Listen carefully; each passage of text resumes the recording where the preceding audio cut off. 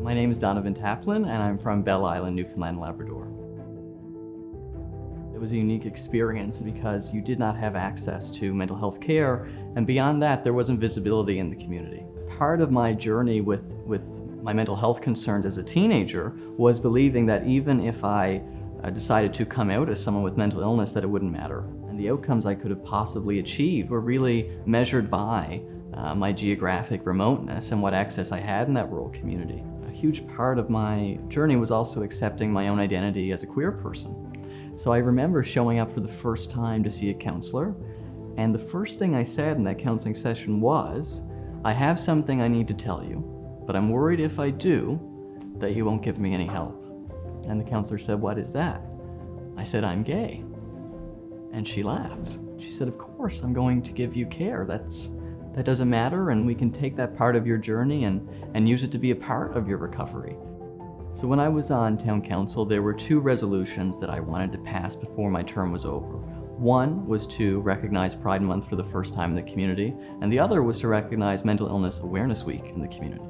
And because my own experience with mental illness and my experience as a queer person are so germane to my entire life and have shaped a huge part of who I am, if they rejected that, they were going to be rejecting me. And in that sense, I was going to change my involvement in the community.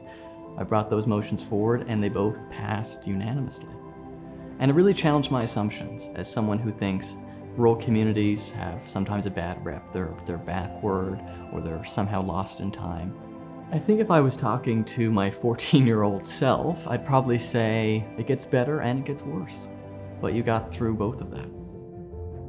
It always comes back to connection. Your sense of community, your sense of family, your sense of friendship. I still have very challenging days when it comes to my own depression and anxiety. But every year I've gotten better at dealing with them.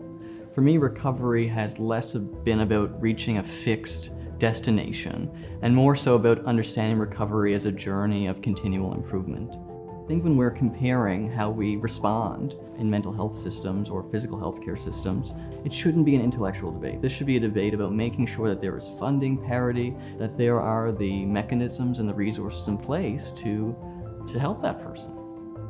We know what we have to do. All that's left is to have the courage to act on it.